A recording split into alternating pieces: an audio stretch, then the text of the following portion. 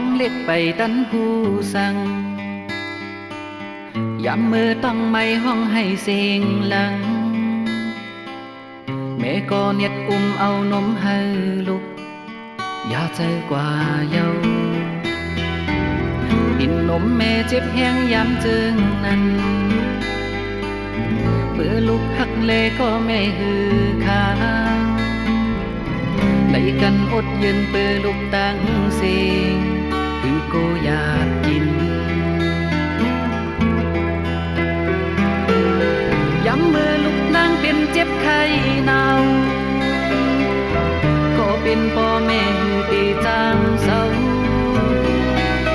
สังเป็นเลยจึงเคยเป็นแดนลูกตั้งหักพ่อแม่ลือตอนกูเจอในโลกใหญ่โลกูมุนกี้จูปอตั้งแม่เอ้ยลูกย้อนคุกไว้พ่อแม่สองเจ้าลูกตีขัดแห้งเปื้อสายแดนนี้อันคือใหญ่โล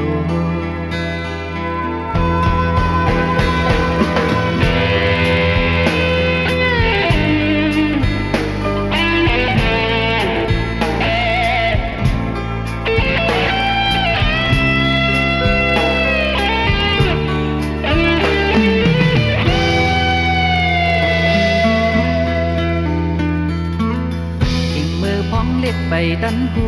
สั่งยามมือต้องไม่ห้องให้เสียงหลังแม่ก็เนียดอุ้มเอานมให้ลูกอย่าใจกว่าเยากินนมแม่เจ็บแห้งยามเจิงนั้นเบื่อลูกหักเลก็ไม่ฮือคาไหลกันอดยืนเบื่อลูกตั้งเสียงถึงกูอยากกินยังมือลูกนางเป็นเจ็บไข้หนาวก็เป็นพ่อแม่อยู่ดีทางเศร้าสังเป็นเลยจึงเคยเป็นแกนลูกตั้งหักพ่อแม่ตอนกูเจอในโลกใหญ่โลกูมุนกี้จูปอตั้งแม่เอ้ยลูกย้อนคุกไว้พ่อแม่สองเจ้า